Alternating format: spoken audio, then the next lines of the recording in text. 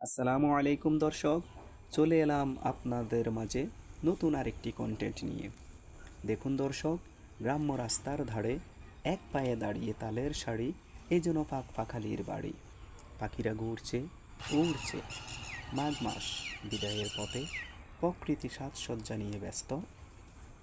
চলছে শীতের শেষ পক্ষ, দিক দিগন্তে ভোরো ধানের প্রসরা। এ যেন স্রষ্টার কুদরতি হাতে আঁকা সৌন্দর্যের খসড়া। ওই যে দূরে কৃষক ব্যস্ত, তার হাতে কত কাজ ন্যস্ত।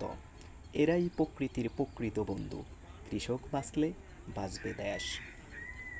ওহো, মাছা নেই ঝুলছে না ঝিঙ্গে, ঝগড়ায় ব্যস্ত তবু কেন ফিঙ্গে।